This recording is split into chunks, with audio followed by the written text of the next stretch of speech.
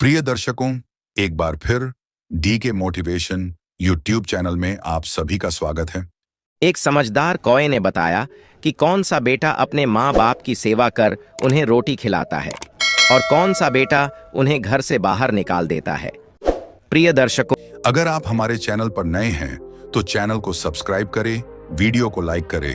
तो चलिए शुरू करते हैं। यह कहानी एक अद्भुत सीख देने वाली है जो हर माता पिता को जरूर सुननी चाहिए।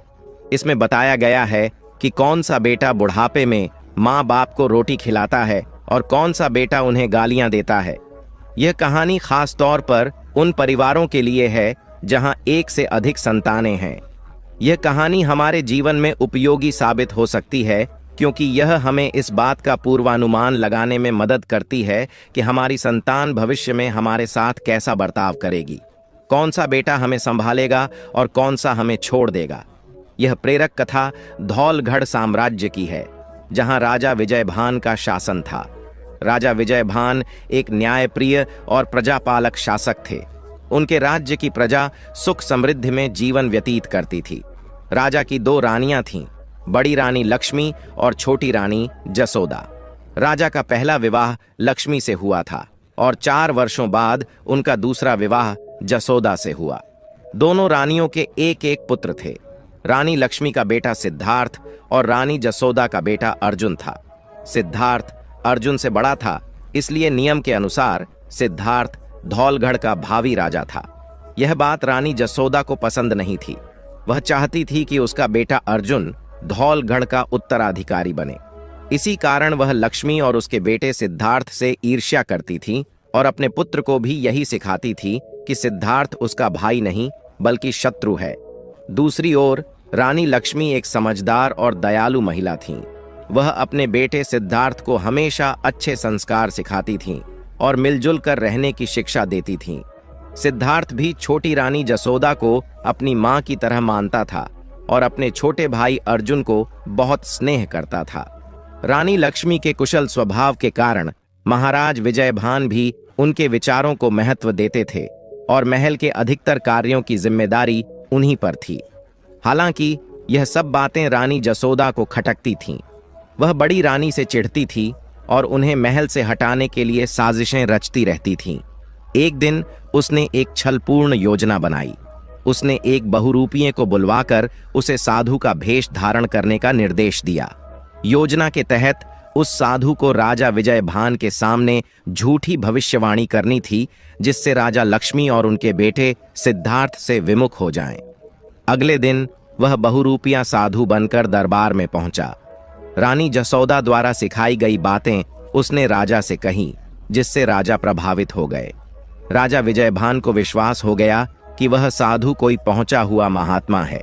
इस तरह रानी जसोदा ने अपनी योजना को सफल बनाने का प्रयास किया। यह कहानी आगे चलकर हमें बताती है कि किस तरह सच्चाई और अच्छाई अंत में विजयी होती है। मित्रों, राजा नकली साधु की बातों पर पूरी तरह भरोसा करने लगा। एक दिन उस साधु ने राजा से कहा, महाराज, आज मैं आपको जो बात बताने जा रहा हूं वह सुनकर आपको अटपटी लग सकती है और हो सकता है वह बात आपको बिल्कुल भी पसंद ना आए। राजा विजयभान ने कहा, साधु महाराज, आप निसंकोच अपनी बात कहें। राजा के इस आश्वासन पर नकली साधु कहने लगा, महाराज, आपके बड़े पुत्र सिद्धार्थ भविष्य में एक अच्छे राजा साबित नहीं होंगे। वह न केवल आपकी देखभाल में असफल रहेंगे बल्कि अंततः आपके जीवन के लिए भी खतरा बनेंगे। साधु की यह बात सुनकर राजा हतप्रभ रह गए। उन्हें यह स्वीकार करना मुश्किल था क्योंकि उनकी नजरों में राजकुमार सिद्धार्थ एक अत्यंत आदर्श और समझदार पुत्र था जो सदैव अपने पिता का सम्मान करता था। राजा ने कहा, साधु महाराज, क्या आप पूरी तरह आश्वस्त हैं कि यह बात सत्य है? कहीं यह आपकी कोई भूल तो नहीं? इस पर साधु बोला, महाराज, यह मेरी कोई त्रुटि नहीं है। यदि आप अपना जीवन बचाना चाहते हैं और अपनी प्रजा को संकट में नहीं डालना चाहते तो मेरा सुझाव है कि आप अपने बड़े पुत्र सिद्धार्थ को तुरंत राज्य से निष्कासित कर दें। यही आपका एकमात्र उपाय है। यह कहकर वह नकली साधु दरबार से चला गया। इन बातों को सुनकर राजा विजयभान अत्यंत व्यथित हो गए। उन्होंने कभी सपने में भी नहीं सोचा था कि उनके प्रिय पुत्र सिद्धार्थ के विषय में ऐसा कुछ सुनने को मिलेगा। वह पूरी रात बेचैन रहे और सो नहीं सके। तमाम विचारों के बीच उन्होंने यह कठोर निर्णय लिया कि राजकुमार सिद्धार्थ को राज्य से निकालना ही उचित होगा। अगली सुबह भारी मन और असहनीय पीड़ा के साथ राजा ने अपने बड़े पुत्र सिद्धार्थ को राज्य छोड़ने का आदेश दिया। यह घटना हमें सिखाती है कि किसी पर अत्यधिक भरोसा करना खतरनाक हो सकता है। चालाक और पाखंडी लोग अक्सर हमारे विश्वास का दुरुपयोग करते हैं, इसलिए बिना किसी बात की जांच पड़ताल किए दूसरों पर विश्वास करना समझदारी नहीं है। कुछ परिस्थितियां जहां सतर्कता अत्यंत आवश्यक है। एक महत्वपूर्ण निर्णय। यदि कोई निर्णय आपकी शिक्षा, करियर, स्वास्थ्य, वित्तीय स्थिति या पारिवारिक संबंधों को प्रभावित करता है तो उस पर स्वयं विचार करें। तथ्यों की पुष्टि किए बिना दूसरों की सलाह पर तुरंत कदम न उठाएं। 2. अनुभव का अंतर। हर किसी का अनुभव भिन्न होता है। किसी अन्य के अनुभव को अपनी परिस्थिति पर पूरी तरह लागू करना उचित नहीं है। 3. भावनात्मक सलाह। नजदीकी लोग कभी-कभी अपनी सोच और पूर्वाग्रह के आधार पर सलाह देते हैं। अपनी स्थिति के अनुसार निर्णय लें। 4. अत्यधिक अच्छे दावे। यदि कोई असाधारण अवसर या परिणाम का दावा करता है तो उसकी सत्यता की जांच अवश्य करें। 5. भावनात्मक उलझने। रिश्तों में तनाव और भावनात्मक स्थितियां निर्णय को प्रभावित कर सकती हैं, इसलिए इन्हें ध्यानपूर्वक समझकर निर्णय लेना चाहिए। ध्यान रखें, सही निर्णय वही होता है जो सोच समझकर तथ्यों पर आधारित हो। उस समय दूसरों की सलाह से पहले खुद के लिए सही और गलत का मूल्यांकन करना महत्वपूर्ण होता है। किसी भी बात पर तब तक अंधा विश्वास नहीं करना चाहिए जब तक कि आप अपनी बुद्धि और तथ्यों के आधार पर पूर्ण रूप से आश्वस्त न हो जाएं। अपनों की बातों को ध्यान से सुनें, लेकिन हमेशा सोच समझकर ही निर्णय लें। मित्रों, जब यह घटना घटी उस समय राजकुमार सिद्धार्थ काफी छोटे थे। जब रानी लक्ष्मी को राजा के इस आदेश का पता चला तो ऐसा लगा मानो उन पर दुखों का पहाड़ टूट पड़ा हो। रोते बिलखते हुए महारानी राजा के पास गईं और उनसे ऐसा न करने की विनती की, लेकिन महाराज विजयभान पर उनकी बातों का कोई असर नहीं हुआ। रानी लक्ष्मी ने उन्हें समझाने की बहुत कोशिश की, लेकिन जब उन्होंने देखा कि राजा अपने निर्णय पर दृढ़ हैं तो उन्होंने कहा, ठीक है, यदि आप मेरे पुत्र को महल से निष्कासित करना चाहते हैं तो मेरी बात भी सुन लीजिए। मैं अपने बेटे को अकेले कहीं नहीं भेज सकती। मैं भी उसके साथ यह राज्य छोड़ दूंगी। रानी लक्ष्मी की यह बात सुनने के बाद भी राजा अपने फैसले से टस से मस नहीं हुए। कभी कभी दूसरों की बातों का प्रभाव इतना गहरा होता है कि फिर उन पर किसी की दलीलें असर नहीं करती।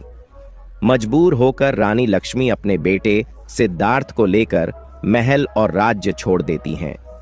कुछ दिनों की यात्रा के बाद वे दोनों मंगोलगढ़ नामक एक दूसरे राज्य में पहुंचते हैं और वहां बस जाते हैं। रानी लक्ष्मी एक बहुत ही समझदार महिला थीं। उन्होंने मिट्टी के घड़े बनाकर उन्हें बेचने का काम शुरू किया और इसी से अपने घर का खर्च चलाने लगीं। वह अपने पुत्र की देखभाल पूरे समर्पण के साथ करती थीं। अब दोनों साधारण जीवन व्यतीत करने लगे। राजकुमार सिद्धार्थ भी अपनी मां का पूरा सहयोग करता था। इस तरह उनका जीवन, जो कभी महलों की शान में बीतता था, अब एक झोपड़ी में बदल गया था। समय की चाल कैसी होती है यह कोई नहीं जानता। जो कभी चक्रवर्ती सम्राट होते हैं वे भी भिखारी बन सकते हैं और भिखारी राजा बन सकते हैं। रानी लक्ष्मी और राजकुमार सिद्धार्थ ने समय के साथ समझौता कर लिया और झोपड़ी में भी प्रेम पूर्वक जीवन बिताने लगे। समय धीरे धीरे बीत रहा था। राजकुमार सिद्धार्थ अब बड़ा हो चुका था। दूसरी ओर धवलगढ़ में राजकुमार अर्जुन भी वयस्क हो गया था, लेकिन राजकुमार अर्जुन अत्यधिक घमंडी और नाकारा था। उसका व्यवहार एक आदर्श राजकुमार जैसा बिल्कुल नहीं था। वह अपने पिता से भी तमीज से बात नहीं करता था। राजा विजयभान उसे बार बार समझाने की कोशिश करते कि वह एक विशाल साम्राज्य का राजकुमार है और उसे एक आदर्श राजा बनने के लिए शिक्षित और सक्षम होना चाहिए, लेकिन राजकुमार अर्जुन आलसी और लापरवाह था। उसे न तो पढ़ाई लिखाई में रुचि थी और न ही युद्ध कला सीखने में। वह सारा दिन अपनी मनमानी करता और दूसरों का मजाक उड़ाता। किसी की इज्जत करना उसने कभी सीखा ही नहीं। जब राजा उसे कुछ समझाने का प्रयास करते तो वह उल्टा उन्हें जवाब देता। इन हालातों को देखकर राजा विजयभान को भी यह समझ आने लगा कि अर्जुन इस साम्राज्य का राजा बनने के योग्य नहीं है। उन्होंने फैसला किया कि वे किसी भी स्थिति में अर्जुन को राजा नहीं बनाएंगे। जब यह बात राजकुमार अर्जुन को पता चली तो वह क्रोधित हो गया। उसने सेनापति के साथ मिलकर एक षड्यंत्र रचा। उन्होंने राजा के कुछ महत्वपूर्ण मंत्रियों को जहरीला भोजन देकर मरवा दिया। इसके बाद राजकुमार अर्जुन और सेनापति ने मिलकर राजा विजयभान से उनकी राजगद्दी छीन ली। राजा के राजसी वस्त्र उतारकर उन्हें साधारण वस्त्र पहनाए गए और महल से बाहर धक्के देकर निकाल दिया गया। छोटी रानी जसोदा यह सब कुछ देखती रही, लेकिन उसने इसका विरोध नहीं किया, बल्कि उसे खुशी हुई कि उसका बेटा राजा बन गया है। इन घटनाओं का राजा विजयभान पर गहरा प्रभाव पड़ा। कई दिनों तक वे नगर नगर, गांव गांव भटकते रहे, कभी जंगलों में तो कभी पहाड़ों में भटकते हुए एक दिन वे उसी नगर में पहुंचे जहां बड़ी रानी लक्ष्मी अपने पुत्र सिद्धार्थ के साथ रह रही थीं। राजा एक पेड़ के नीचे बैठकर सोचते हुए बेहद दुखी हो रहे थे कि उन्होंने अपने बड़े पुत्र और रानी को घर से निकाल दिया, जबकि वे दोनों उनके हर आदेश का पालन करते थे। सच ही कहा गया है कि इंसान को उसकी गलतियों का परिणाम अवश्य भुगतना पड़ता है। राजा को समझ नहीं आ रहा था कि वे क्या करें। एक पुत्र को उन्होंने खुद घर से निकाला और दूसरे ने उन्हें घर से निकाल दिया। राजा ने विचार किया कि ऐसे जीवन से तो मृत्यु ही बेहतर है। उसी पेड़ पर एक बूढ़ा समझदार कौवा बैठा हुआ था जो इंसानों की तरह बात कर सकता था। वह कौवा, जिसने जीवन के अनेक अनुभव देखे थे, राजा की दुर्दशा पर मुस्कुराते हुए बोला, मूर्ख राजा, दूसरों पर अति विश्वास करने का यही अंजाम होता है। आज तू राज्यपाट से वंचित है और अपने परिवार से दूर है। विधाता ने तुझे 2 पुत्र दिए, लेकिन न तो कोई तेरे पास है। एक को तूने स्वयं घर से निकाला और दूसरे ने तुझे बाहर कर दिया। यही तो परमात्मा का न्याय है। कौवा आगे कहने लगा, हे राजन, मैं तुझे एक अमूल्य बात बताने जा रहा हूं, जो तेरे माध्यम से पूरे संसार के लिए लाभकारी होगी। मनुष्य को यह समझने की कोशिश करनी चाहिए कि कौन सी संतान अपने माता पिता को सुख देती है और कौन दुख। यह बात मनुष्य अपने बच्चों के स्वभाव और व्यवहार से पहले ही जान सकता है। संतान के सद्गुणों के संकेत: 1. जो संतान अपने माता पिता और बुजुर्गों का सम्मान और सेवा करती हो, वह भविष्य में भी उनके प्रति कर्तव्यों का निर्वाह करेगी। 2.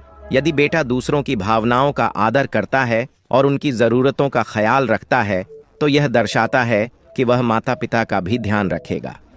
3. जो बेटा माता पिता की छोटी बड़ी बातों को महत्व देता है और उनकी बातों को ध्यान से सुनता है, वह उनकी सेवा के लिए सदैव तत्पर रहेगा। 4. यदि बेटा स्वार्थी नहीं है और दूसरों के हितों का भी ख्याल रखता है, तो वह माता पिता की भी चिंता करेगा। 5. जो संतान नैतिक मूल्यों का पालन करती है और धर्म कर्म में विश्वास रखती है, वह माता पिता की देखभाल से पीछे नहीं हटेगी। संतान के अवगुणों के संकेत: 1. जो बेटा केवल अपने बारे में सोचता है और दूसरों की भावनाओं या जरूरतों की परवाह नहीं करता, वह माता पिता की देखभाल नहीं करेगा। 2. यदि बेटा माता पिता की बातों को अनसुना करता है, उनका मजाक उड़ाता है या उन्हें सम्मान नहीं देता, तो यह एक बड़ा संकेत है कि वह उनके प्रति जिम्मेदार नहीं होगा। 3. अनुशासनहीनता: जो संतान बचपन से ही नियमों और जिम्मेदारियों से दूर रहती है, वह माता पिता की सेवा के प्रति उदासीन रहेगी। 4. बाहरी लोगों पर अत्यधिक निर्सिद्धार्था: जो बेटा अपने दोस्तों या बाहरी लोगों को माता पिता से अधिक महत्व देता है, वह उनके प्रति वफादार नहीं हो सकता। 5. छोटी छोटी बातों पर गुस्सा करना: जो बेटा जिद्दी है और माता पिता से बुरा व्यवहार करता है, वह उनकी जरूरतों को अनदेखा करेगा। 6. सेवा भावना का अभाव: जो संतान कभी किसी की मदद या सेवा के लिए तैयार नहीं होती, वह माता पिता के लिए भी मददगार नहीं होगी। 7. शिकायत करने की आदत: जो बेटा हर बात पर शिकायत करता है, कुतर्क करता है और दूसरों को दोष देता है, वह माता पिता की जिम्मेदारियों से भागेगा। कौवा कहता है, हे राजन, संतान के बचपन और युवावस्था में दिखने वाले व्यवहार से यह अनुमान लगाया जा सकता है कि वे भविष्य में अपने माता पिता की सेवा करेंगे या नहीं। सही समय पर बच्चों को सही मार्गदर्शन देना आवश्यक है ताकि वे जिम्मेदार बन सकें। लेकिन तूने अपनी संतानों के स्वभाव को समझने में चूक कर दी और दूसरों की बातों पर अत्यधिक भरोसा किया। यही तेरी दुर्दशा का कारण है। राजा विजयभान के राजसी ठाट बाट और सुख सुविधाओं ने उनके पुत्र अर्जुन को अति अनुशासनहीन बना दिया। उन्होंने अपने परिवार और बच्चों के प्रति संवेदनशीलता नहीं दिखाई, जिसके परिणाम स्वरूप उनके जीवन में ऐसी त्रासदीपूर्ण स्थिति उत्पन्न हो गई।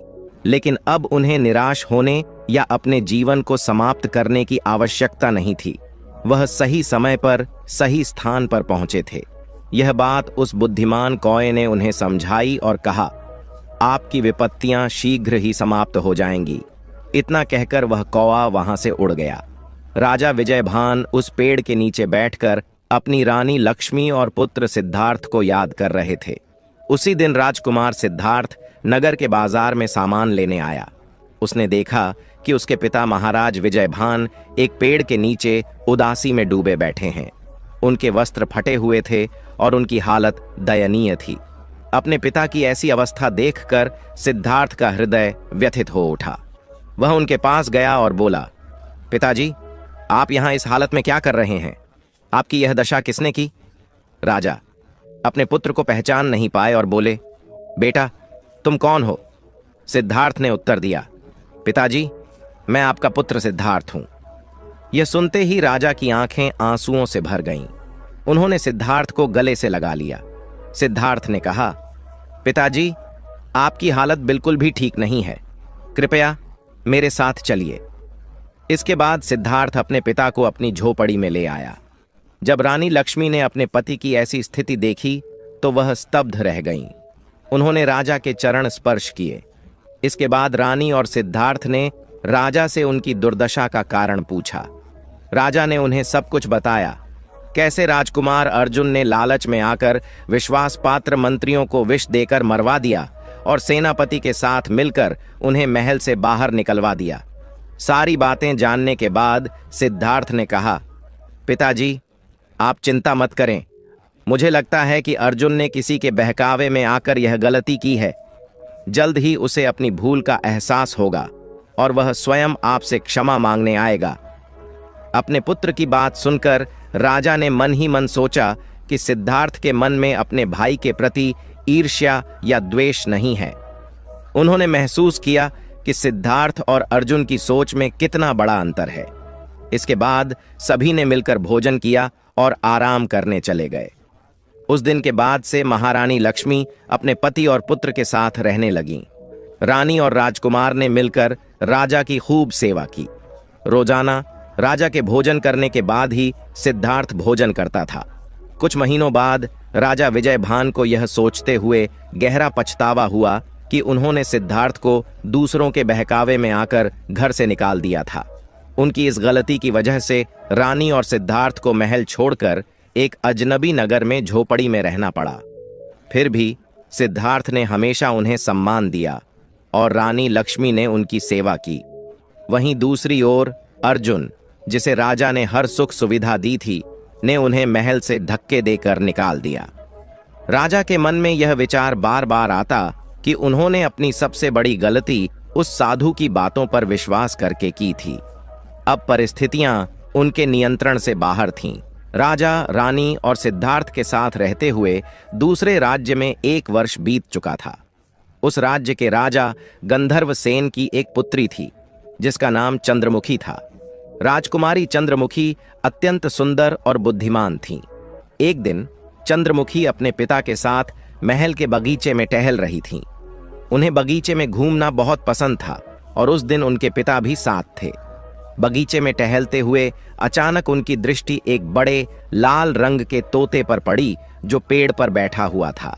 वह लाल रंग का तोता पेड़ पर बैठा हुआ था और राजकुमारी चंद्रमुखी की ओर ध्यान से देख रहा था।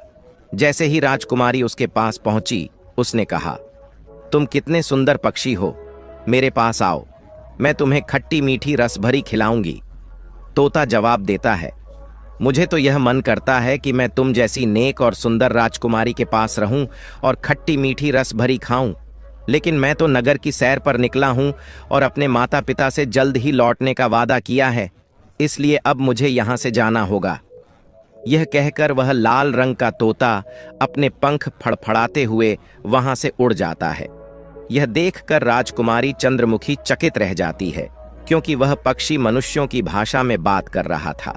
वह तुरंत अपने पिता के पास जाती है और कहती है, पिताजी, मुझे वही बोलने वाला तोता चाहिए, वही तोता मेरे मन में बस गया है।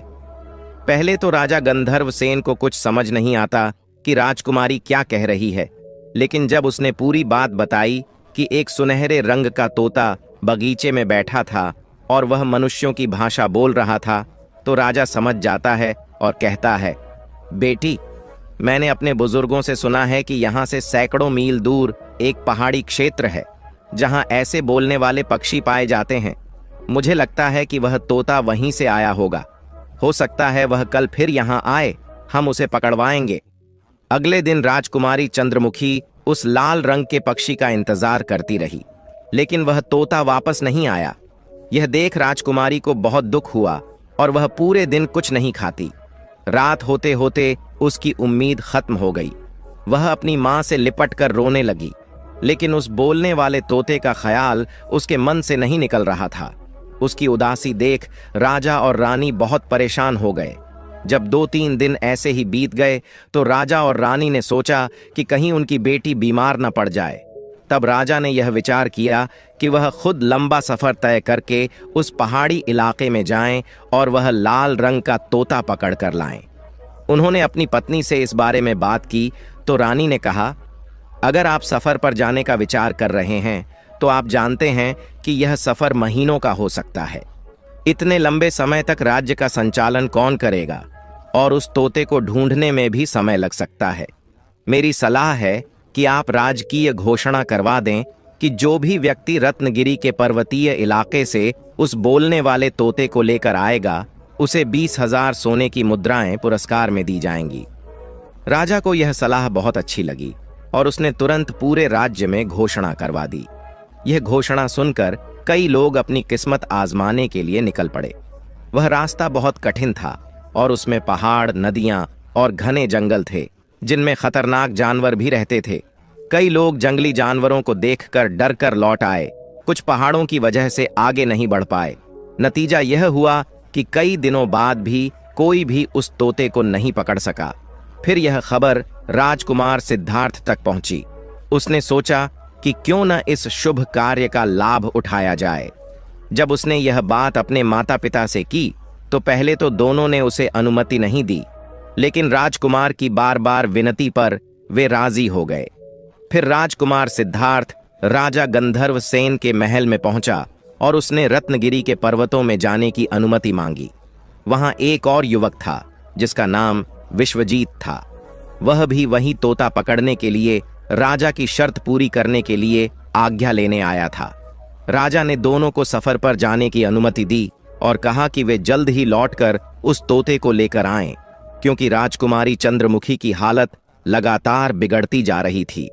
इस प्रकार दोनों युवक अपने घोड़ों पर सवार होकर कठिन सफर पर निकल पड़े। ध्यान देने योग्य बात यह है कि विश्वजीत बहुत घमंडी था। उसने राजकुमार सिद्धार्थ से कहा, तुम तो सिर्फ एक सामान्य आदमी हो, तुम जाकर कोई मेहनत मजदूरी का काम करो। तुम क्या इन बातों में फंसे हो? राजकुमार ने यह आवाज सुनी, लेकिन उसे बुरा नहीं लगा। वह मुस्कुराकर बोला, भाई, तुम मेरी चिंता छोड़ो, मैं किसी न किसी तरीके से यह कार्य पूरा कर ही लूंगा। मैं तो यहां सिर्फ इसलिए आया हूं कि राजकुमारी जल्द ठीक हो जाए। इस तरह वे दोनों बातें करते हुए काफी दूर निकल जाते हैं। जब वे घने जंगल से गुजर रहे थे तो उन्होंने एक पेड़ के नीचे एक वृद्ध पुरुष और वृद्धा को देखा। दोनों को आते देख वृद्ध पुरुष खड़ा हो जाता है और उनके रास्ते में रुक जाता है। वृद्ध पुरुष को सामने देख विश्वजीत को गुस्सा आ गया और वह क्रोध में बोला, हे बूढ़े, तुम कहां से मेरे रास्ते में आ खड़े हो? तुम्हें नहीं पता मैं एक महत्वपूर्ण कार्य से जा रहा हूं, हटो, रास्ता छोड़ दो। जब वृद्ध पुरुष नहीं हटा तो उसने घोड़े से उतरकर उस वृद्ध को धक्का दिया और एक तरफ गिरा दिया। फिर वह आगे बढ़ गया। वृद्ध पुरुष गिरकर घायल हो गया था और उसकी पत्नी जोर जोर से रोने लगी। यह देख राजकुमार सिद्धार्थ तुरंत घोड़े से उतरकर वृद्ध को उठाया और पूछा, बाबा, आपको चोट तो नहीं लगी? वृद्ध ने खुद को संभालते हुए खड़ा होते हुए कहा, यह तो कोई बहुत दुष्ट इंसान था।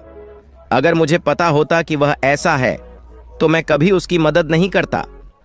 राजकुमार ने कहा, बाबा, आप मुझे बताइए, आपको किस प्रकार की मदद चाहिए? वृद्ध ने कहा, बेटा, हम सुबह से अपने घर जाने के लिए निकले हैं। मैं अपनी पत्नी के साथ अपनी बहन के घर से आ रहा हूं। हमारा गांव यहां से बहुत दूर है।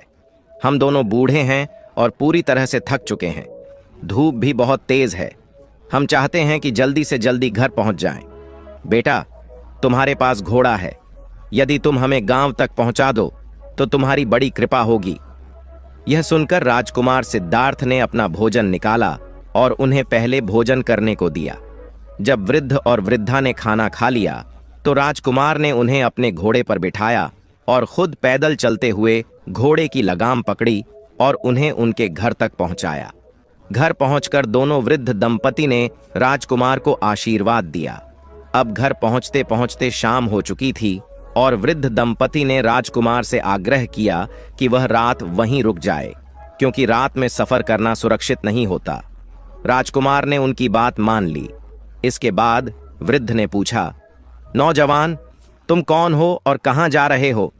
जवाब में राजकुमार ने उन्हें अपनी पूरी कहानी सुनाई और बताया कि वह बोलने वाले लाल रंग के तोते की तलाश में पहाड़ों पर जा रहा है, ताकि वह उस पक्षी को लेकर राजकुमारी चंद्रमुखी को दे सके।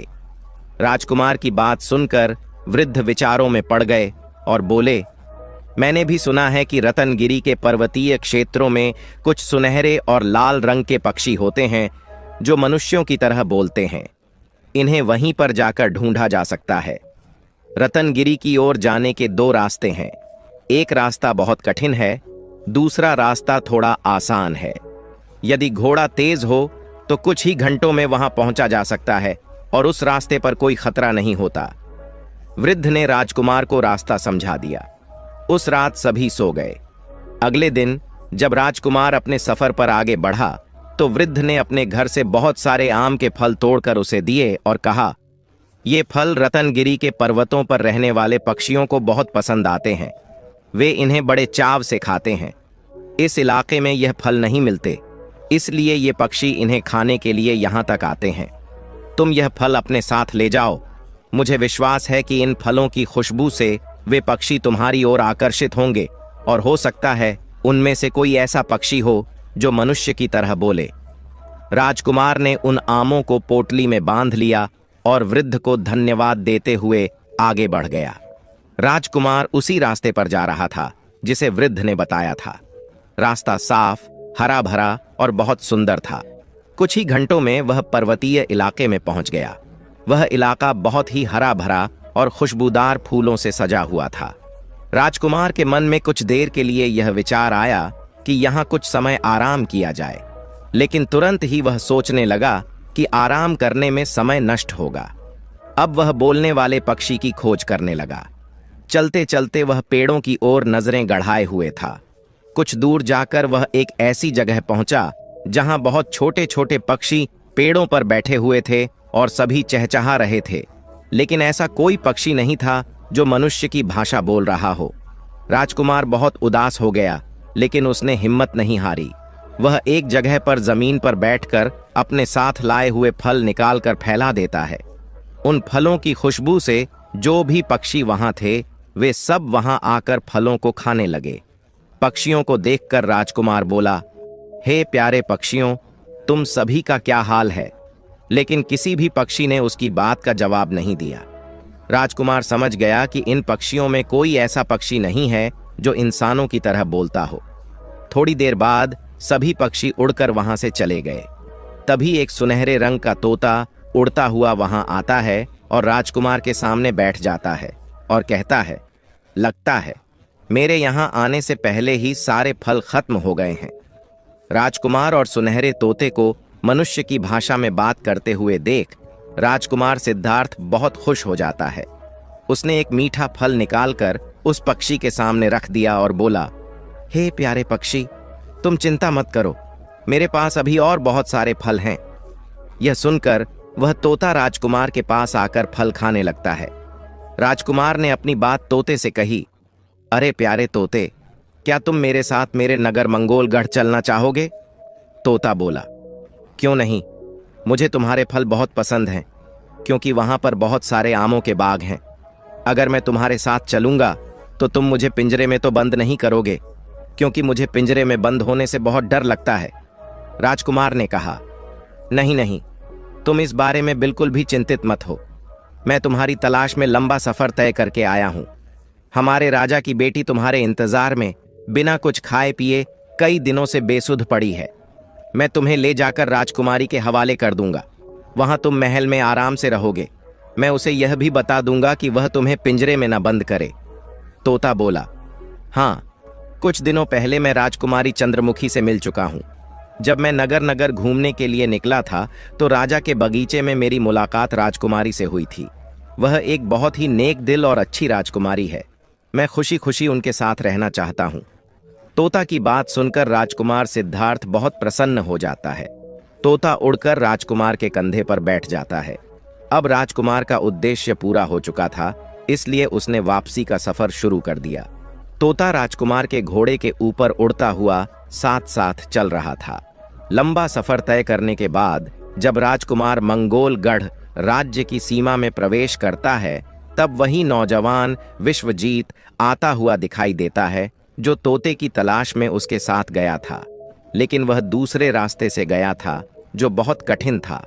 उसकी हालत काफी खराब नजर आ रही थी। राजकुमार समझ गया कि यह तोता की ओर जाने के लिए उस मुश्किल रास्ते पर गया होगा, जिसका जिक्र उस बूढ़े बाबा ने किया था। वे दोनों मिलते हैं। राजकुमार के पूछने पर उसने बताया, मुझे बहुत बड़ी गलती हुई है, जो मैंने इनाम के लालच में वह सफर शुरू किया। वह रास्ता बहुत दुर्गम था और मैं मुश्किल से अपनी जान बचाकर वहां से भाग आया। राजकुमार सिद्धार्थ ने अपनी पूरी कहानी सुनाई और बताया कि उसने कैसे उन वृद्ध दंपति की मदद की, उन्हें घोड़े पर बिठाकर उनके घर तक पहुंचाया और उनके आशीर्वाद से वह बोलने वाला सुनहरा तोता हासिल करने में सफल हो गया। तब वह नौजवान विश्वजीत बोला, भाई, तोता तो तुम्हारे आसपास भी दिखाई नहीं दे रहा है। तब राजकुमार ने आसमान की ओर इशारा किया और कहा, वह देखो। उसने देखा कि एक बहुत सुंदर लाल रंग का तोता उनके ऊपर उड़ रहा था। तोते को देखकर वह नौजवान सोचने लगा, अगर मैंने उस बूढ़े दंपति के साथ बुरा व्यवहार नहीं किया होता तो मुझे भी यह बोलने वाला तोता मिल गया होता। मैंने अपने घमंड और बुरे बर्ताव के कारण यह अवसर खो दिया। अब मुझे अपने घमंड की सजा मिल चुकी है। यह सोचकर वह अपने रास्ते पर चल पड़ा। राजकुमार सिद्धार्थ जब महल में पहुंचा तो सुनहरे रंग के तोते को देखकर राजा बहुत खुश हुआ। राजकुमारी चंद्रमुखी भी जब उस तोते को देखती है तो वह भी खुशी से नृत्य करने लगती है। सिद्धार्थ उस सुनहरे तोते को राजकुमारी को सौंप देते हुए कहते हैं, राजकुमारी जी, मुझे विश्वास है कि आप शीघ्र स्वस्थ हो जाएंगी। यह पक्षी आपके साथ रहने के लिए खुशी से तैयार है, लेकिन आपको मुझसे एक वचन लेना होगा। राजकुमारी ने कहा, आप मुझसे क्या वचन चाहते हैं? आपने मेरी इच्छा पूरी की है, इसके बदले में आप जो भी मांगेंगे मैं पूरा करूंगी। तब राजकुमार ने कहा, राजकुमारी, आप मुझे यह वचन दीजिए कि आप उस पक्षी को कभी भी पिंजरे में नहीं बंद करेंगी। राजकुमारी चंद्रमुखी सोच समझकर बोली, ठीक है, यह मेरा वचन है कि मैं इस पक्षी को कभी भी पिंजरे में बंद नहीं करूंगी। यह हमेशा खुले आकाश में उड़ने के लिए स्वतंत्र रहेगा। राजकुमारी की खुशी देखकर राजा गंधर्वसेन और रानी ने भी राहत की सांस ली। राजा ने सिद्धार्थ की साहस और पराक्रम की बहुत सराहना की। रात हो चुकी थी और राजा रानी से बातें कर रहे थे। रानी बोली, महाराज, यह लड़का बहुत चतुर है। मुझे लगता है कि इसका कोई बड़ा उद्देश्य है और यह किसी सम्मानित खानदान से संबंधित है। मेरी बात मानिए, आप इसे एक बार जानने की कोशिश कीजिए कि यह कौन है और कहां से आता है। मुझे लगता है कि यह हमारे राजकुमारी के लिए बहुत उपयुक्त है। रानी की सलाह पर अगले दिन महाराज ने राजकुमार को अपने पास बुलाया और उससे पूछा, नौजवान, सच सच बताओ, तुम कौन हो और किस परिवार से तुम्हारा संबंध है? राजा की बात सुनकर राजकुमार ने महाराज गंधर्वसेन को पूरी कहानी बताई। उसने बताया कि वह धौलगढ़ का राजकुमार सिद्धार्थ है और कैसे उसके पिता ने उसे महल से निकाल दिया था और फिर उसके भाई ने भी धोखा देकर उसे बाहर कर दिया था। राजकुमार ने अपनी पूरी कहानी विस्तार से सुनाई। सारी बातें जानने के बाद राजा ने कहा, राजकुमार, इसका मतलब है कि हमारी पत्नी का अनुमान बिल्कुल सही था। तुमने हमारी बेटी की जान बचाई है और हम पर बड़ा उपकार किया है। अगर तुम चाहो तो हम तुम्हारी मदद कर सकते हैं और तुम्हारा साम्राज्य वापस दिलवा सकते हैं। तुम बड़े चतुर और साहसी हो। यदि तुम चाहो तो मेरी सेना के साथ अर्जुन के महल पर चढ़ाई कर सकते हो और उसे हराकर अपना राज्य वापस ले सकते हो। राजकुमार ने कहा, महाराज, आपका प्रस्ताव बहुत अच्छा है, लेकिन मुझे इस बारे में अपने माता पिता से सलाह करनी होगी। इसके बाद ही मैं कोई निर्णय ले सकता हूँ। कृपया मुझे कुछ समय दीजिए, मैं उनसे बातचीत करके जल्दी लौट आऊंगा। इतना कहकर राजकुमार सिद्धार्थ अपने माता पिता के पास वापस आया और राजा की बात उनके सामने रखी। उसने बताया कि राजा गंधर्वसेन धौलगढ़ का राज्य वापस दिलवाने में उनकी मदद करना चाहते हैं। यह सुनकर राजा विजयभान बहुत खुश हो गए और बोले, पुत्र, इस मौके को हाथ से न जाने दो। महाराज गंधर्वसेन की मदद से हमें जल्दी से अपना राज्य वापस ले लेना चाहिए। फिर वही हुआ। राजा गंधर्वसेन ने अपनी पूरी सेना राजकुमार सिद्धार्थ को सौंप दी। राजकुमार सिद्धार्थ और राजा विजयभान ने अपनी विशाल सेना लेकर अर्जुन के महल पर आक्रमण किया और उसे बंदी बना लिया। तब अर्जुन ने सारी सच्चाई बता दी कि यह सारा षड्यंत्र उसकी मां जसोदा ने रचा था। उसने ही बरप को साधु बनाकर महाराज के पास भेजा था, जिसकी झूठी भविष्यवाणी के कारण राजा विजयभान ने लक्ष्मी और राजकुमार सिद्धार्थ को महल से निकाल दिया था। सारी सच्चाई जानने के बाद राजा विजयभान ने अपनी छोटी रानी जसोदा और राजकुमार अर्जुन को देश निकाला दे दिया। वह अपनी बड़ी रानी लक्ष्मी और बेटे के साथ महल में आराम से रहने लगा। उधर राजा गंधर्वसेन ने राजकुमारी चंद्रमुखी का विवाह राजकुमार सिद्धार्थ से कर दिया था। कुछ समय बाद राजकुमार सिद्धार्थ को धौलगढ़ का राजा बना दिया गया। उसके बाद उसके पिता विजयभान ने अपने पुत्र को राज्य सौंपकर भगवान का भजन करने के लिए जंगल में चले गए। तो प्रिय भक्तों, इस कथा के बारे में आपके क्या विचार हैं? कृपया अपनी अनमोल राय हमें कमेंट बॉक्स में जरूर बताएं। हम आशा करते हैं कि यह कथा आपके मन को भा गई होगी और आपको आध्यात्मिक प्रेरणा मिली होगी। तो चलिए प्रिय दर्शकों, आगे की कहानी में आपको जानने को मिलेगा एक ऐसा अनमोल संदेश जो आपके जीवन को नई दिशा देगा। प्रिय दर्शकों, बस ये 2 कदम उठा लो, किस्मत पलटने में देर नहीं लगेगी। कौवा की ये 2 महत्वपूर्ण सीखें। एक कौवे ने बताया कि इंसान अपनी तकदीर को कैसे बदल सकता है। श्रोताओं, हर व्यक्ति अपने जीवन में अपनी किस्मत बदलने की चाहत रखता है और इसके लिए कड़ी मेहनत और अथक प्रयास करता है। फिर भी कभी कभी उसकी किस्मत में बदलाव नहीं आता। दोस्तों, अगर आपने आज की यह ज्ञानवर्धक कहानी ध्यान से सुनी तो आप जान जाएंगे कि क्या सच में इंसान अपनी किस्मत को खुद बदल सकता है। यदि हाँ, तो इसके लिए उसे कौन सी बातें ध्यान में रखनी चाहिए और किस तरह का प्रयास करना चाहिए। कौवे ने बताया कि किस प्रकार इंसान अपनी किस्मत को बदल सकता है। यदि किसी व्यक्ति को मेहनत करने पर भी उसके प्रयासों का उचित फल नहीं मिलता और वह शुरू किए गए कार्य में विफल हो जाता है, तो यह कहानी आपके लिए बहुत मददगार हो सकती है। इस कहानी को ध्यानपूर्वक और पूरी श्रद्धा से सुने, क्योंकि यह आपके जीवन में बड़ा परिवर्तन ला सकती है। आपको यह भी बताएगी कि अगर किसी की जिंदगी में दुख है या उसकी किस्मत उसका साथ नहीं दे रही है, तो उसे कौन सा कदम उठाना चाहिए ताकि उसकी किस्मत उसका साथ देने लगे। इसके लिए हमें ज्यादा कुछ नहीं करना है, बस इस कहानी को ध्यान से सुनना है और इसमें बताई गई बातों पर अमल करना है। एक समय की बात है, रास्ते में एक व्यक्ति अपनी पत्नी के साथ बैठकर रो रहा था। शायद वह किसी बात से बहुत दुखी था और वहां उसके दुख को पूछने वाला कोई नहीं था। वह पूरी तरह से निराश और हताश हो चुका था। वह शायद आत्महत्या करने का विचार कर रहा था। लेकिन आप जानते ही हैं कि आत्महत्या किसी समस्या का हल नहीं होती, बल्कि यह जिंदगी की सबसे बड़ी मूर्खता होती है। भगवान ने देखा कि कि यह पति पत्नी मरने का विचार कर रहे हैं तो भगवान ने कौवे का रूप धारण किया और उस स्थान पर पहुंचे। फिर कौवा एक पेड़ की डाल पर बैठकर बोला, तुम कौन हो भाई? इस घने जंगल में बैठे क्यों रो रहे हो? कौवे की बात सुनकर उस व्यक्ति की सिसकियां थोड़ी कम हो गईं और उसने अपने आंसू पोंछते हुए कहा, हे कौवा, मैं पास के गांव में रहने वाला एक बदकिस्मत व्यापारी हूं। मैं इतना अभागा हूं कि जो भी काम करता हूं वह बिगड़ जाता है। इसी कारण मैंने अपनी पत्नी के सारे गहने बेच दिए और अपना परिवार भी खो दिया। अब मेरा घर भी गिर चुका है। मुझे लगता है कि मैं किसी काम का नहीं हूं। मेरी किस्मत पूरी तरह से खराब है और अब मैं जीने का कोई मतलब नहीं समझता। कौवे ने उसकी बात सुनी और कहा, तुमसे किसने कहा कि तुम्हारी किस्मत खराब है? मुझे भी तो जानने दो कि तुम्हारी किस्मत में क्या खराबी है। तब वह व्यक्ति कहता है, हे कौवा, पहले मैं खेती करता था। मैं बहुत मेहनत करके तरह तरह की सब्जियां उगाता था। जब मैं उन्हें बाजार में बेचने जाता तो बहुत सस्ते दामों में बिकती, जिससे मुझे बहुत घाटा होता। कभी सूखा पड़ जाता, कभी ज्यादा बारिश हो जाती और ज्यादा बारिश के कारण सारी फसल बर्बाद हो जाती। जब किस्मत खराब होती है तो इंसान के साथ ऐसा ही होता है। उसके बनाए हुए काम बिगड़ने लगते हैं और बार बार समस्याएं आती हैं। काम कुछ ठीक भी हो जाए तो उसमें इतना खर्च आ जाता है कि सारी पूंजी चली जाती है और बहुत नुकसान होता है। जब किस्मत खराब हो तो हाथ में आया धन भी निकल जाता है।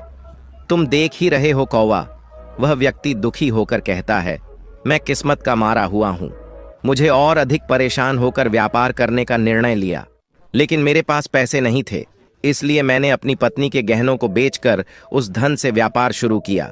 जब व्यापार नहीं चला तो परिवार वालों ने मेरा साथ दिया, लेकिन जैसे जैसे मुझे नुकसान होने लगा वे भी मुझसे मुंह मोड़ने लगे।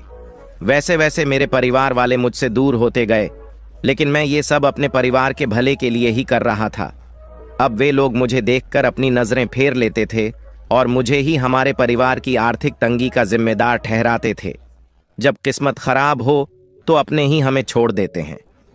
फिर वह व्यक्ति आगे कहता है कि मेरे एक दोस्त ने मेरे साथ साथ अपना व्यवसाय शुरू किया था, लेकिन उसका कारोबार बहुत अच्छा चल रहा था।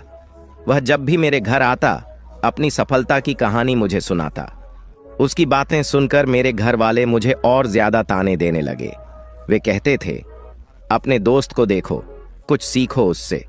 हमें तो लगता है कि तुम्हारे बस में कुछ नहीं है और मैं कुछ नहीं कर सकता। हे कौवा, उन लोगों की बातें सुनकर मुझे यह एहसास होने लगा कि शायद मेरे जीवन में अब कुछ नहीं होने वाला। अब मुझे अपने जीवन से नफरत होने लगी है। मुझे लगता है जैसे अब मैं कुछ भी नहीं कर सकता और मैं पूरी तरह से हताश और निराश हो गया हूं। कभी कभी मुझे लगता है कि मैं अपने जीवन को खत्म कर दूं। जब चारों ओर से मुझे अपनी उम्मीदों के अनुसार परिणाम नहीं मिलते तो ऐसा लगता है कि जीने का कोई मतलब नहीं है। मैं भी यही सोचकर यहाँ आया था, लेकिन मैं हिम्मत नहीं जुटा पाया, इसलिए मैं अपनी पत्नी के साथ बैठकर रो रहा था। उस व्यक्ति की बातें सुनकर कौवा रूपी भगवान ने कहा, तो यह बात है, क्या तुम कुछ और करना चाहते हो? तब वह व्यक्ति कहता है, हाँ, एक तो मेरा काम हमेशा बिगड़ जाता है और दूसरा मेरा दोस्त मुझे हमेशा ही तुच्छ दिखाने की कोशिश करता रहता है। मुझे तब समझ में नहीं आता कि अब मुझे क्या करना चाहिए और क्या नहीं। फिर कौवा पूछता है, क्या तुम्हें अपने दोस्त की बातें सुनकर सच में दुख होता है? उस व्यक्ति ने कहा, हाँ, मुझे बहुत दुख होता है। फिर भगवान कहते हैं, क्या तुम्हें असफल होने का दुख होता है या तुम्हारे दोस्त की सफलता का? वह व्यक्ति एक पल सोचता है और जवाब देता है, महाराज, अगर सच कहूं तो मुझे अपनी असफलता का उतना दुख नहीं होता जितना मुझे मेरे दोस्त की सफलता का दुख होता है। कौवा कहता है, तो इसका मतलब यह है कि तुम्हारी खुशी तुम्हारे दोस्त पर निर्भर है। अगर वह चाहे तो तुम्हें खुश कर सकता है और अगर वह चाहे तो तुम्हें दुखी भी कर सकता है। तुम खुद खुश या दुखी नहीं हो सकते क्योंकि तुम पूरी तरह से अपने दोस्त के गुलाम हो चुके हो। इसलिए मुझे लगता है कि तुम्हारा कुछ नहीं हो सकता। दर्शकों, जब कौवा ने थोड़ी नाराजगी दिखाई और वहां से जाने की कोशिश की तो व्यक्ति हाथ जोड़कर कहता है, हे कौवा, आप मुझे छोड़कर मत जाइए। आपकी बातों से मुझे कुछ राहत मिल रही है। तब भगवान ने कहा, अगर तुम मेरी बात मानने के लिए तैयार हो तो मैं तुम्हें बताने को तैयार हूं। कौवा आगे कहता है, हमेशा ध्यान रखना, जब हम या कोई और किसी से उम्मीदें लगाते हैं तो हम उस पर पूरी तरह से निर्भर हो जाते हैं। हमारी खुशी और दुख उसी पर आधारित हो जाता है। इससे बेहतर है कि तुम खुद से उम्मीदें रखो। जब तुम ऐसा करोगे और साथ ही पूरे प्रयास से काम करोगे तो तुम्हें सफलता अपने आप मिल जाएगी। कौवा अपनी बातों को जारी रखते हुए कहता है, तुम्हें लगता है कि तुम्हारा दोस्त तुम्हें दुखी करने आता है, लेकिन अगर तुम ध्यान से सोचो तो वह सही कहता है। तुम्हारे दोस्त की बातें तुम्हें शायद बुरी लगती हैं, लेकिन मेरे नजरिए में वह गलत नहीं है। वह तुम्हें अपने संघर्ष और अनुभवों की बातें बताता है। तुम उसकी बातों को ध्यान से सुन सकते हो और अपने जीवन में लागू करके बहुत कुछ सीख सकते हो, लेकिन तुमने कभी ऐसा नहीं किया क्योंकि तुम्हें उससे ईर्ष्या है। दरअसल तुम्हें उसका धन्यवाद करना चाहिए कि वह तुम्हें घर बैठे अपनी सफलता की कहानी सुनाता है कि वह कैसे सफल हुआ। इसलिए अब से तुम उसके अनुभवों का लाभ उठाओ और एक नई शुरुआत करो। मेहनत करते जाओ, कभी हार मत मानो। एक दिन तुम्हें सफलता जरूर मिलेगी। आज तुम जैसे हो, अपने बुरे वक्त या खराब किस्मत को दोष दे रहे हो, एक दिन यह बदल जाएगा और इसी के साथ तुम्हारे विचार भी बदल जाएंगे। फिर एक दिन देखना, तुम्हारी कड़ी मेहनत से तुम्हारा अच्छा वक्त शुरू हो जाएगा। तब तुम्हारा मित्र भी तुम्हें अपनी सफलता की कहानी नहीं सुनाएगा, बल्कि वह तुम्हें अपनी असफलताओं के बारे में बताएगा, ताकि तुम उसकी बातें सुनकर चकरा जाओ और तुम्हारा आत्मविश्वास कमजोर पड़ जाए, जिससे तुम गलत निर्णय ले सको। फिर कौवा आगे कहता है, उस समय भी तुम्हें अपनी समझदारी का इस्तेमाल करना होगा। तुम्हारा मित्र जैसे आज तुम्हें दुखी करने आता है, वैसे ही उस समय भी वह तुम्हें दुखी करने आएगा, क्योंकि जिस तरह से उसे तुम्हें दुखी देखकर खुशी मिलती है, उसी तरह वह तुम्हें दुख में देखकर खुश होगा। इस प्रकार कौवा की बातें सुनकर वह व्यक्ति कहने लगता है, हे कौवा, आपने बिल्कुल सही कहा। मेरा सबसे बड़ा दुख यह है कि मेरे परिवार के लोग भी इसमें शामिल हैं। दरअसल मैं तो अपने परिवार के लिए अच्छा करना चाहता था, लेकिन वे मेरी बातों को समझने को तैयार ही नहीं थे। अब तो बात इतनी बढ़ गई है कि मेरे परिवार वाले ही मुझे छोड़कर चले गए हैं।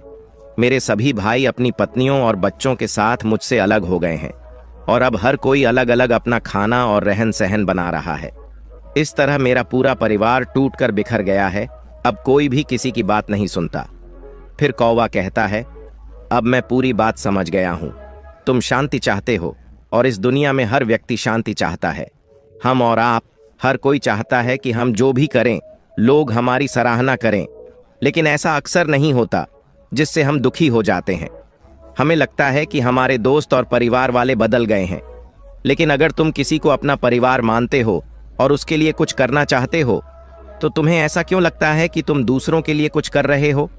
असल में तुम अपनी खुशी के लिए सब कुछ कर रहे हो। इसलिए परिवार के लिए कुछ करना असल में अपने लिए करना होता है। लेकिन अगर तुम ऐसा करते समय यह महसूस करते हो कि तुम दूसरों के लिए कर रहे हो, तो तुम हमेशा दुखी रहोगे। और अगर तुम यह समझो कि तुम अपने लिए कर रहे हो, तो तुम खुश रहोगे, क्योंकि जब तुम अपने लिए कुछ अच्छा करना चाहते हो तो तुम्हें संतुलन की कोई आवश्यकता नहीं होती। कौवा की बात सुनकर उस व्यक्ति के चेहरे के भाव बदल जाते हैं और वह कहने लगता है, हे कौवा, आप बिल्कुल सही कह रहे हैं। मैं समझ गया हूं कि अब तक मेरी खराब किस्मत इसलिए थी क्योंकि वह दूसरों के हाथों में थी। अब मैं अपनी किस्मत को अपने हाथों में लेकर कड़ी मेहनत और लगन के साथ काम फिर से शुरू करूंगा। जब तक सफलता प्राप्त नहीं कर लेता, तब तक मैं चैन से नहीं बैठूंगा। इस प्रकार वह कौवा उस व्यक्ति की बात सुनकर मुस्कुराता हुआ एक डिबिया निकालकर उसे देता है और कहता है, इस डिब्बे को तुम हमेशा अपने पास रखना। इसमें एक ऐसा रहस्य छिपा हुआ है जो तुम्हें बहुत बड़ी मुसीबत और दुख में राहत देगा। लेकिन तुम्हें मेरी एक बात का खास ध्यान रखना है। यह डिब्बा तुम तभी खोलना जब तुम्हारे जीवन में जीने का कोई रास्ता दिखाई ना दे। जब तुम्हें लगे कि अब दुनिया में जीना बेकार है और सारे रास्ते बंद हो गए हैं। अगर तुम इस डिब्बे को पहले खोलोगे तो सारे राज खत्म हो जाएंगे जो इसमें लिखे हैं। मित्रों, इतनी बातें सुनने के बाद उस व्यक्ति ने कौवा से वादा किया कि जब उसे दुनिया में कुछ भी दिखाई नहीं देगा, तभी वह डिब्बा खोलेगा। अब देखिए एक दुखी इंसान किस तरह अपनी किस्मत बदलता है। फिर कौवा कहता है, देखो समय हमेशा एक जैसा नहीं रहता, वह बदलता रहता है। जैसे मौसम बदलते रहते हैं वैसे ही मनुष्य का वक्त भी बदलता है। इतना कहकर कौवा वहां से उड़ जाता है और वह व्यक्ति अपनी पत्नी के साथ घर लौट आता है। उस व्यक्ति के जीवन में कोई खास परिवर्तन नहीं आता। एक दिन उसके राज्य पर पड़ोसी राजा ने आक्रमण कर दिया और दूसरे राज्य के शासक ने उस पर कब्जा कर लिया। राजा के सैनिकों ने चारों ओर लूटपाट मचाई और व्यापारी का सारा संपत्ति छीन लिया। उन्होंने उसके घर में आग लगा दी। अपनी जान बचाने के लिए उस व्यापारी को अपने परिवार के साथ भागना पड़ा। वह व्यक्ति अपने परिवार के साथ कई दिनों तक इधर उधर भटकता रहा। वह दाने दाने को मोहताज हो गया। उसका बच्चा भी बीमार हो गया और इलाज के बिना तड़पने लगा। उस परिवार के पास एक भी पैसा नहीं था। यह सब देखकर उस आदमी का दिल पूरी तरह से विचलित हो गया और उसने कहा, मैं कैसे अपने बच्चे का इलाज कराऊं? मेरे पास तो खाने के लिए भी पैसे नहीं। मित्रों, इस स्थिति में फिर से उस व्यक्ति को निराशा ने घेर लिया। उसे लगा कि उसका जीवन बेकार है, सारी दुनिया बेकार है, किसी भी चीज का कोई मतलब नहीं है। चाहे आप जीवन में कितना भी कुछ कर लें, कितनी भी सफलता हासिल कर लें, लेकिन अंत में तो जीवन ही समाप्त हो जाता है। जीवित रहने का क्या लाभ? इससे तो अच्छा है कि मैं अपने जीवन को समाप्त कर दूं। यह सोचकर वह व्यक्ति अपने परिवार को लेकर आगे बढ़ता है। वह अपनी पत्नी और बच्चे के साथ भागते हुए एक नदी के पास पहुंचता है। वहां उसने देखा कि नदी बहुत तेजी से बह रही थी।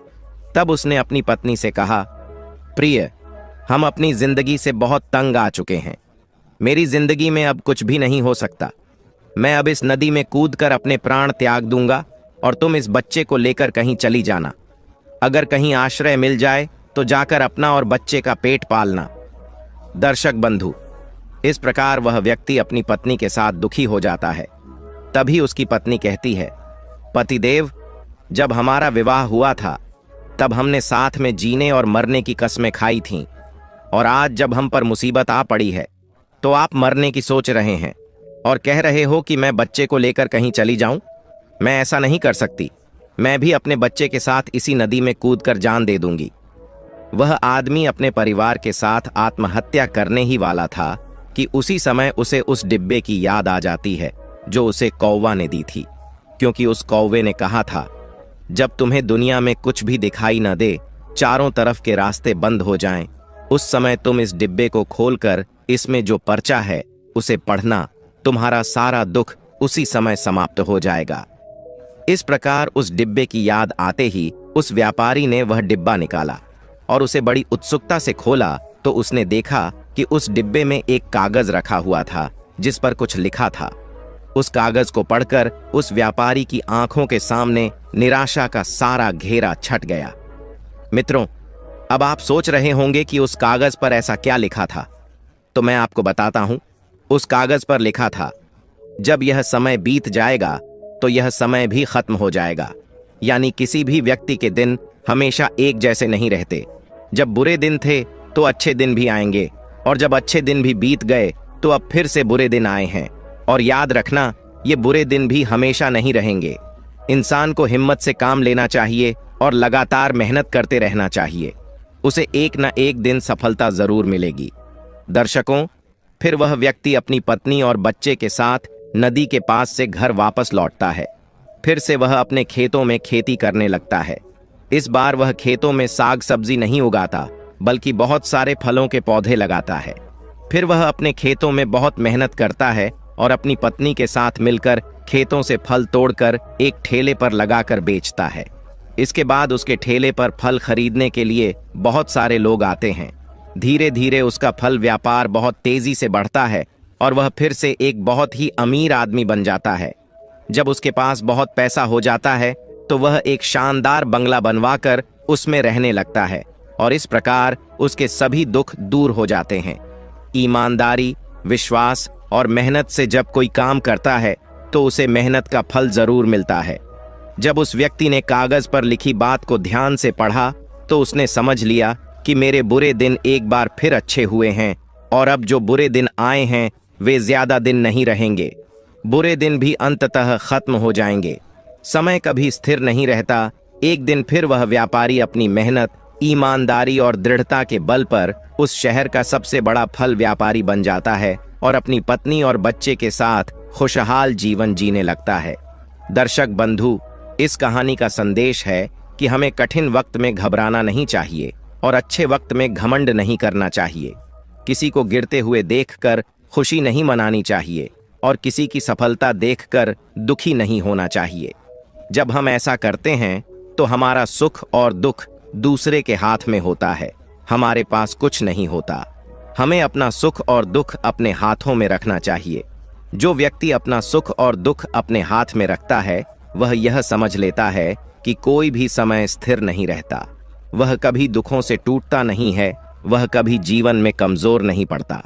अगर इंसान यह समझ जाए तो वह अपनी किस्मत को खुद बदल सकता है। प्रिय दर्शकों, हम आशा करते हैं आपको यह कहानी बेहद पसंद आई होगी और आप इस कहानी से बहुत ही प्रेरणा लेंगे। तो मिलते हैं आपसे अगली वीडियो में। तब तक के लिए अपना ख्याल रखिए और खुश रहिए। धन्यवाद।